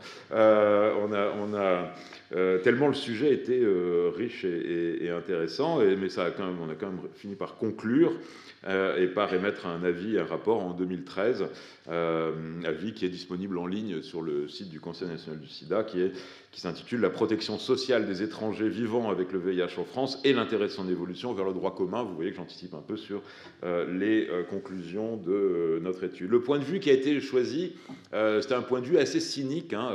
Ce conseil est surtout composé de médecins, responsables associatifs, militants, etc., chercheurs en différentes sciences sociales, on a des anthropologues, on n'a pas beaucoup de démographes, mais anthropologues, sociologues, un économiste, voilà, c'est moi, et le choix du président du Conseil national du sida de l'époque, qui était Willy Rosenbaum, a été de dire sur ce sujet, on va adopter vraiment un point de vue cynique, et donc c'est pour ça qu'on va demander à un économiste de présider tout ça, c'est de se dire, est-ce que la prise en charge précoce de migrants, y compris en situation administrative précaire, est-ce qu'elle est bénéfique à la population vivant en France ? C'est-à-dire pas seulement aux personnes elles-mêmes, mais est-ce que ce que les économistes appellent ces effets externes, c'est-à-dire qu'est-ce qu'en traitant ces personnes migrantes, est-ce que ça peut bénéficier à l'ensemble de la population ? L'exemple auquel on va avoir, l'exemple immédiat qui vient en tête, c'est la prise en charge de la tuberculose. C'est-à-dire que si vous prenez mal en charge des personnes, quelles qu'elles soient migrantes ou autres, si on ne traite pas des personnes qui sont atteintes de la tuberculose, elles risquent de transmettre la tuberculose à des tas de personnes, y compris d'autres qui sont en France de manière très... Donc voilà, vous voyez que c'est vraiment un point de vue très cynique, hein, c'est essayer de creuser un peu cet argument pour voir si, évidemment, c'est uniquement un des arguments par rapport à toute une palette d'autres éléments. Donc, et ce qu'on a essayé de faire, c'était de construire une analyse de coût-bénéfice, mais de coût-bénéfice social, c'est-à-dire pour l'ensemble de la société, non pas seulement pour les personnes traitées, d'une prise en charge plus précoce des personnes vivant avec le VIH, migrantes et en situation régulière ou pas. Donc, coût-bénéfice social, il est avant tout pour les personnes qui sont mieux prises en charge, mieux traitées et donc qui vont avoir une meilleure santé. Mais il est également là où il est déterminant d'un point de vue social et là où il y a une divergence entre l'intérêt individuel pour chacune des personnes et l'intérêt social donc pour l'ensemble de la société, c'est que, et ça c'est pas toujours un élément qui est bien connu, c'est que ça bénéficie par tous grâce à l'effet protecteur des traitements, non seulement sur la personne elle-même, mais en termes de réduction de la possibilité de transmettre la maladie. C'est-à-dire qu'aujourd'hui, une personne vivant avec le VIH qui est sous traitement, qui suit régulièrement ses traitements, n'est plus contaminante. Et ça, c'est un élément vraiment, évidemment, très très important pour la dynamique de l'épidémie, c'est-à-dire que ça nous donne un outil supplémentaire de politique de santé publique et que la mise sous traitement des personnes vivant avec le VIH non seulement bénéficie aux personnes elles-mêmes, mais réduit la dynamique de l'épidémie. Et donc c'est un des outils. On sait aujourd'hui que si toutes les personnes porteuses du virus vivant avec le VIH dans le monde étaient mises sous traitement, l'épidémie s'arrêterait. Donc on a les outils aujourd'hui, on sait ce qu'il faudrait faire, on ne sait pas comment le faire, mais on sait ce qu'il faudrait faire pour mettre fin à l'épidémie de sida. On en est, hélas, encore assez loin, mais en tout cas, il faut bien voir que ça rajoute un élément très important dans le calcul socio-économique du bénéfice social de la mise sous traitement, parce que ça permet de lutter contre la diffusion de l'épidémie. Et ça, c'est vraiment l'élément très important. Ça fait partie des choses qu'on soupçonne depuis un moment, mais qui ont été démontrées quand même il y a une quinzaine d'années à peu près. Donc c'est une dizaine d'années en fait, c'est pas si. Et donc ça, voilà. Alors la situation en termes de droit et d'accès, en termes de droit théorique et de droit effectif, de droit réel. Donc c'est pas uniquement à quel droit avez-vous accès, mais également quels sont les droits effectifs. Pour les étrangers, vous voyez que selon la situation administrative, donc ça c'est la colonne de gauche, on a un type de couverture accessible en droit, mais aussi en pratique, qui est assez différent. On a première situation, une personne étrangère en situation administrative régulière et stable, avec une carte de résident de 10 ans, ou une carte de séjour temporaire renouvelable. Donc ça, c'est des titres avec des autorisations de travailler. Dans ce cas-là, on a la personne, notamment si elle travaille, elle est couverte par l'assurance maladie et tous ses ayants droit avec elle. Donc ça, c'est régime salarié, ou si elle ne travaille pas, n'exerce pas, et bien là, c'est la couverture maladie universelle qui s'applique. Les personnes qui est en situation régulière, mais situations régulières qui peuvent être plus instables. Pour beaucoup de personnes migrantes, l'accès à la carte de résident de 10 ans, c'est quelque chose qui se fête. Mais tant qu'on ne l'a pas, il y a des situations qui peuvent être plus instables, plus ambiguës, avec des périodes de renouvellement, etc., qui sont parfois avec des ruptures de droit, donc avec des autorisations provisoires de séjour qui sont parfois de 3 mois, souvent sans autorisation de travailler, donc sans aucune possibilité de gagner sa vie en travaillant, donc en étant uniquement bénéficiaire des aides sociales ou des solidarités familiale ou autre, et avec toute une complexité du système, des différents guichets, etc. En droit, ces populations, ces personnes, si elles sont en situation régulière, même temporaire, ont droit à la CMU, mais dans les faits, c'est souvent l'aide médicale d'État qui les accompagne dans ces situations, parce que justement, cette situation va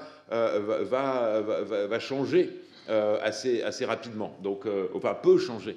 Et donc on a là aussi un premier écart entre les droits réels et les droits effectifs. Et puis on a les personnes en situation irrégulière, avec là aussi deux catégories de personnes qui sont des personnes en situation régulière, mais qui peuvent prouver qu'elles sont en France depuis plus de 3 mois, ce qui n'est pas évident, ce qui n'est pas toujours évident. Ces personnes ont le droit à l'aide médicale d'État, et les situations qui sont en situation régulière et qui n'ont pas la possibilité de prouver leur présence sur le territoire français depuis plus de 3 mois. Et là, c'est un autre dispositif qui existe, hein, c'est disons le dernier trou dans la raquette, hein, qui est un peu comblé par un dispositif soins urgents, comme son nom l'indique, ne donne accès qu'à des soins urgents en cas de besoin de soins d'urgence. Sauf pour les mineurs. On sait que un mineur, un enfant, est avant tout un enfant, qu'il soit migrant ou pas, c'est avant tout un enfant. En droit, c'est vraiment un principe très important. Et donc là, l'accès aux droits sociaux est également déterminé davantage par, en théorie au moins, son âge que sa situation administrative. Donc vous voyez qu'on a toute une panoplie d'éléments, de dispositifs, de droits sociaux qui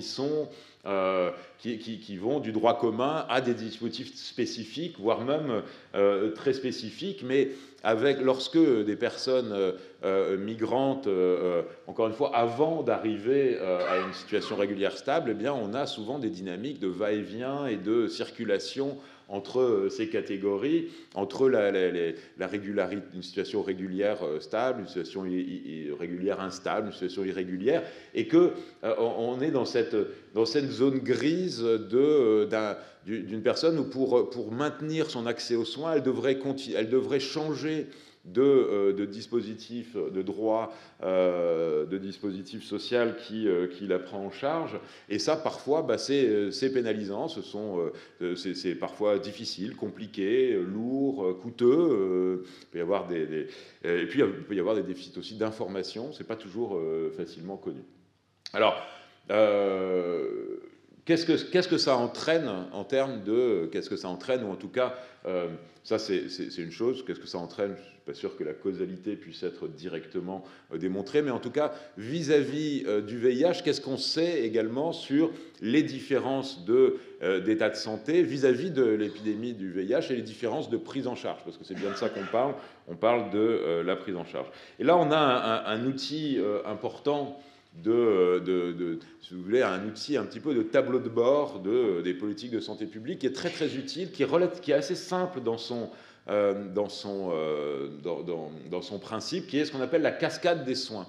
La cascade des soins, c'est, vous voyez que pour qu'une personne puisse être soignée et prenne régulièrement ses traitements, etc., il y a tout un ensemble de conditions qui sont à remplir. La première condition, c'est que la personne soit diagnostiquée. C'est une personne qui ne sait pas qu'elle est porteuse d'un virus, elle ne pourra jamais être prise en charge. Donc là, vous voyez que la première colonne, donc c'est à 100%, c'est les personnes qui vivent avec le VIH. Alors il y a en gris, ce sont les non-migrants, hein, donc c'est de l'ordre de... Alors ça, c'est dans les chiffres de 2013.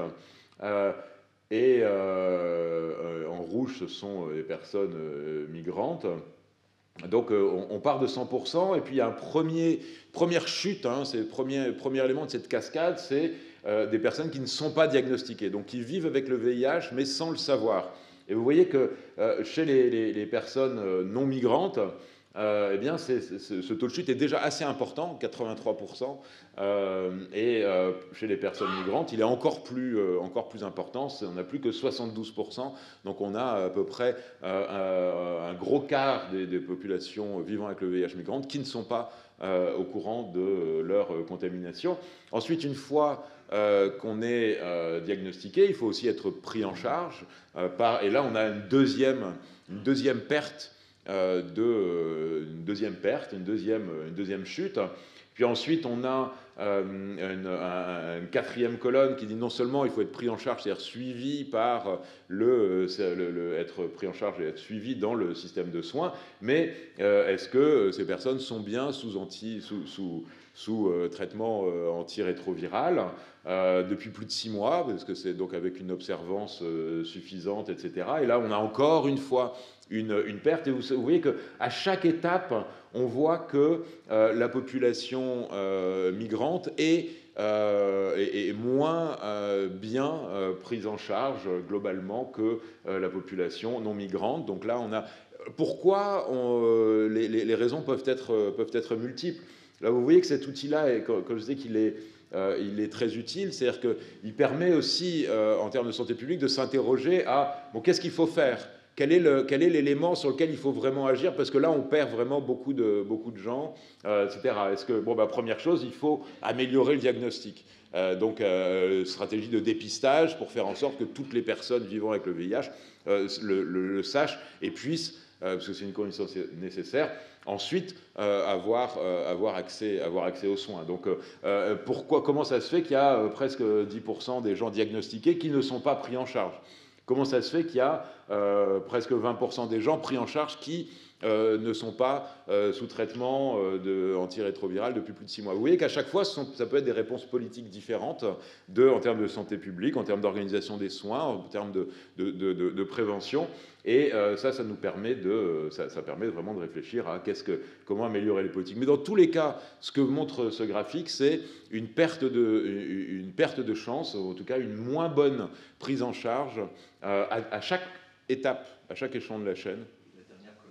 Alors, la dernière colonne, c'est le résultat positif. La dernière colonne, malheureusement, c'est la plus basse, évidemment, parce qu'il faut avoir passé toutes ces étapes. Mais la dernière colonne, ce sont des personnes dont la charge virale est inférieure à 50 copies par microlitre, c'est-à-dire des personnes dont la charge virale est devenue indétectable, c'est millilitres ou microlitres, en tout cas c'est ml. Donc c'est des personnes dont la charge virale est devenue indétectable, c'est-à-dire qu'il est possible qu'elle se soit débarrassée du virus, on n'en a pas la certitude absolue, mais on ne peut plus le détecter dans l'organisme. Donc là, ce sont des personnes qui ne sont plus contaminantes et qui peuvent vivre comme tout un chacun, si ce n'est qu'elles doivent prendre des traitements parfois relativement lourds et en tout cas quotidiens. Mais en tout cas, c'est le succès de l'ensemble, c'est le succès des traitements, du dépistage, du suivi, d'une bonne observance, etc. Et on voit que là, au final, quand on combine, quand on cumule ces différentes... quand on est en bout de cascade, eh bien, sur les personnes non migrantes vivant avec le VIH, il y en a une grosse moitié parmi les non migrantes qui sont en bonne santé, qui ont une charge virale indétectable, et seulement 40%. Donc là, les écarts cumulés finissent par entraîner vraiment une grande différence il faut savoir que ces chiffres pourraient être de 90%, enfin théoriquement. Maintenant, il n'y a aucun pays mais il y a des pays où il y a différents éléments de la cascade, et puis d'autres problèmes, d'autres pathologies, où les marges sont moins élevées, soit au début, soit par la suite. Donc, ce n'est pas une fatalité. Alors, c'est pas une fatalité, justement. Donc, qu'est-ce qu'on attend d'une prise en charge plus précoce? Donc, la question qu'on s'est posée, c'est comment faire en sorte que... donc, on voit dans le graphique précédent qu'il y a effectivement des progrès à faire. En tout cas, il y a des progrès possibles. Ça pointe vers des éléments on pourrait faire mieux. On ne sait pas forcément comment, mais en tout cas, on doit pouvoir faire mieux. Qu'est-ce qu'on attend d'une meilleure prise en charge, d'un meilleur accès aux soins des personnes migrantes vivant avec le VIH? Alors, c'est un accès plus précoce au traitement et une meilleure couverture de la population cible. Donc c'est l'augmentation de l'impact du traitement, c'est quoi? C'est d'abord pour les personnes elles-mêmes, une baisse de la morbidité, une baisse de la mortalité, donc une augmentation de l'espérance et de la qualité de vie, c'est à peu près deux manières de dire la même chose. Du point de vue du système de soins et aussi du point de vue des coûts du système de soins et des ressources qui sont mobilisées pour traiter et soigner les gens, c'est une baisse des besoins de prise en charge lourde, baisse d'hospitalisation, baisse des besoins également de prise en charge en aval, les prestations liées à la dépendance, par exemple, les soins de suite et rééducation, etc. Donc ça, si on protège mieux les personnes, il va y avoir moins de dépenses de soins futures, même s'il peut y en avoir plus de dépenses de soins aujourd'hui, parce que les traitements, encore aujourd'hui, restent relativement onéreux. Donc on est dans un peu ce trade-off, cet arbitrage entre dépenser davantage en traitement aujourd'hui, mais éviter des hospitalisations dans le futur, des dépenses de soins. Ça, c'est tant qu'on reste au niveau individuel. Après, au niveau collectif, on va avoir une baisse, comme je l'ai dit, si une personne qui est mise sous traitement n'est plus contaminante, donc on a une baisse du risque individuel de transmission, avec une baisse de l'incidence, c'est-à-dire le nombre de nouveaux cas d'infection à VIH, et donc qui se traduisent par une baisse de la prévalence, c'est-à-dire du nombre de personnes vivant aujourd'hui avec le VIH. Et donc ça veut dire quoi? Ça veut dire une baisse des besoins de prise en charge future de l'ensemble de la population. Vous voyez que cet effet externe, cet effet qui passe de l'individuel au social, il est différent de l'effet individuel. On a vraiment les deux, et donc on a des bénéfices en termes de santé individuelle et collective, et on a potentiellement aussi des bénéfices en termes de réduction des coûts futurs de prise en charge. Si on arrive, en mettant des personnes sous traitement, à réduire l'incidence suffisamment pour réduire le nombre de personnes qui auront besoin de traitements onéreux, que ce soit médicamenteux ou hospitaliers, dans le futur, eh bien vous voyez que là, on a potentiellement là un outil pour diminuer les coûts futurs. Alors ça, c'est le Graal, c'est ce qu'en tant qu'économiste de la santé, on rêve d'avoir ces catégories où on peut dire ça, non seulement c'est bon pour la santé, mais en plus ça nous permet de dépenser moins. Bon, c'est rare, très souvent c'est des choses qui sont bonnes pour la santé et qui nécessitent de dépenser plus. C'est pas pour ça qu'il faut pas les faire.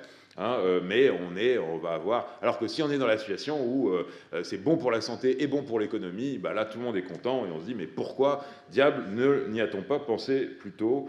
On aurait dû le faire avant. Bon, bref, en tout cas, on est dans cette logique-là. Alors...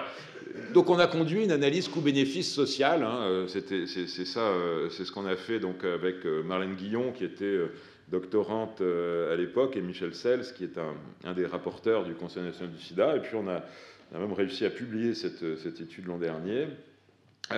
Ce qu'on a regardé, c'est cette question-là, c'est-à-dire est-ce que la mise sous traitement, ou l'accès plus précoce, est-ce que la mise sous traitement plus précoce des personnes vivant avec le VIH migrantes en France, est-ce que ça réduit suffisamment la probabilité de contamination, l'incidence de la maladie, et en réduisant cette incidence, va réduire les coûts de prise en charge future? Est-ce que ça réduit suffisamment les coûts futurs pour justifier des coûts aujourd'hui plus élevés? Voilà. Donc on est dans un...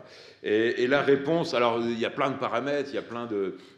l'épidémie, ce qu'on appelle l'épidémie silencieuse, quel est le pourcentage exact de personnes vivant avec le VIH d'origine migrante, ne connaissant pas leur diagnostic. Là-dessus, ça s'appuie sur des enquêtes, notamment les enquêtes des Grès du Loup. J'oublie son prénom, Béatrice. Annabelle, bien sûr. Pardon, d'ailleurs, dans la salle. Ouais, bonsoir Annabelle. Bonjour. Pardon. Et donc, Ça y est, je suis confus. Il y a plein de choses qu'on observe assez mal, et c'est pas forcément étonnant. On sait qu'il y a des efforts particuliers de connaissance, des efforts particuliers à porter pour mieux connaître la santé de ces populations. Et voilà. Et donc, dans ces cas-là, qu'est-ce qu'on fait? On fait différents scénarios. Mais en tout cas, quels que soient les scénarios qu'on retient, on trouve que toujours, dans toutes les hypothèses, et ça c'était un peu une bonne surprise, c'est chouette d'avoir trouvé ça, c'était pas gagné d'avance, mais bon, c'est vrai que c'est toujours coefficace.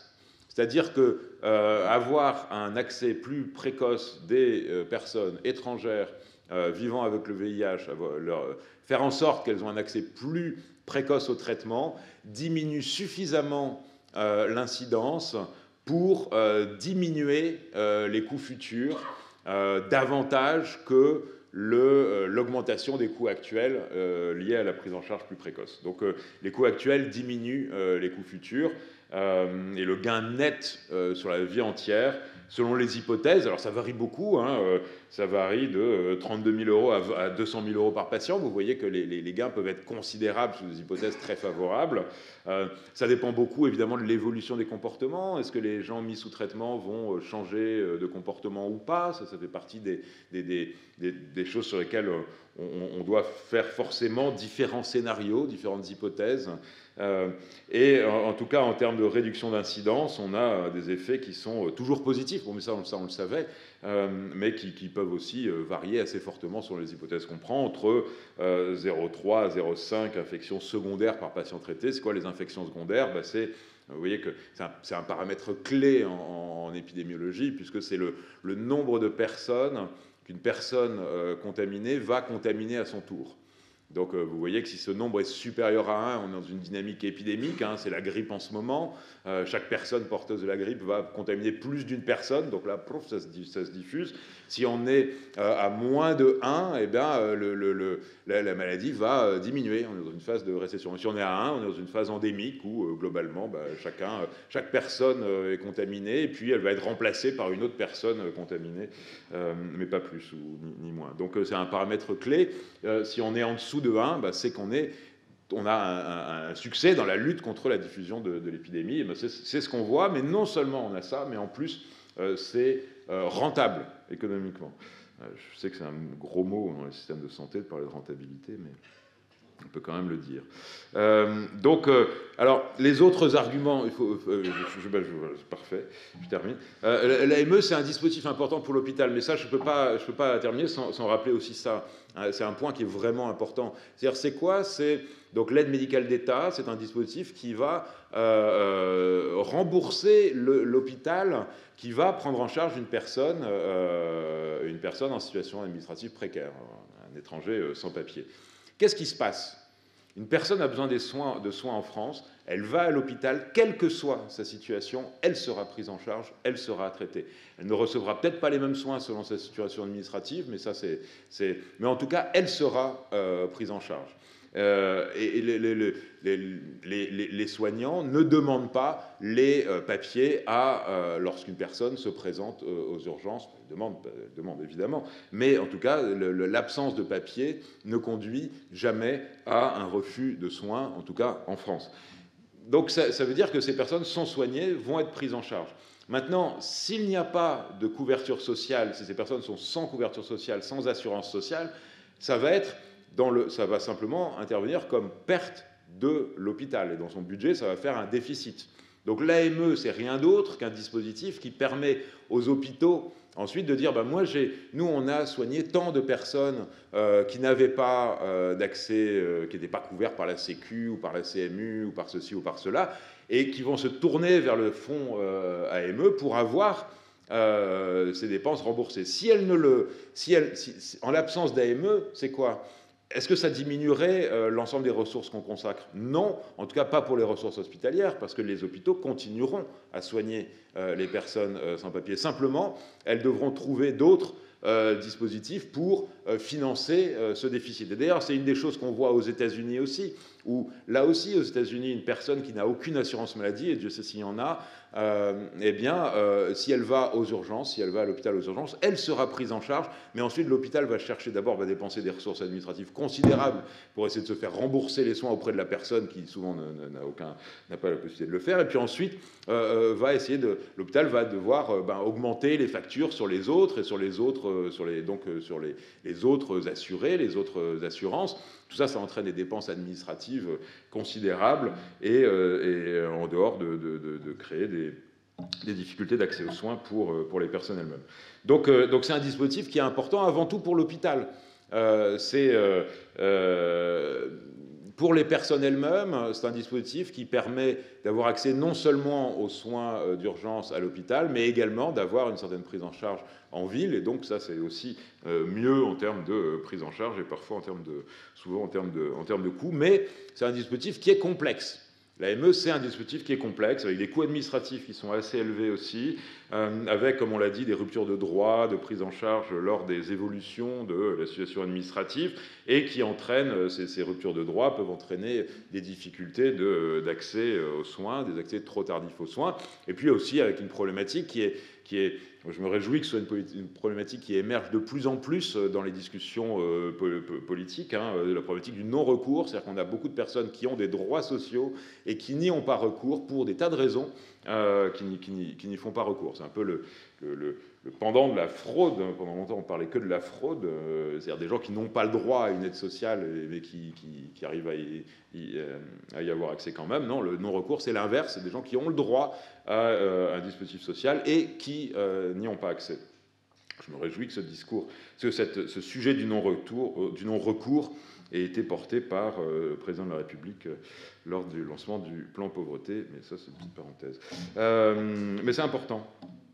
Donc la recommandation principale qu'on avait, vous avez de l'argumentation, normalement, si j'ai bien fait mon job, elle est relativement claire, c'était de fondre l'AME dans le droit commun, d'arrêter d'avoir un dispositif spécifique et de dire, toute personne vivant en France, quelle que soit sa situation administrative, doit avoir accès à la Sécu ou à la CMU, mais en tout cas, il n'y a pas de raison, en tout cas ce dispositif spécifique est devenu relativement inutile. Alors là, évidemment, ça n'a pas du tout été suivi par le législateur, mais en tout cas, ça a peut-être contribué à rappeler quelques évidences sur l'AME, c'est-à-dire que parfois, donner l'accès aux soins, non seulement c'est bien pour les personnes en question, donc il y a des tas de raisons éthiques de le faire, mais en plus, c'est bon pour la santé publique, et dans certains cas, ça peut même être bon pour le budget de la Sécu. Donc voilà.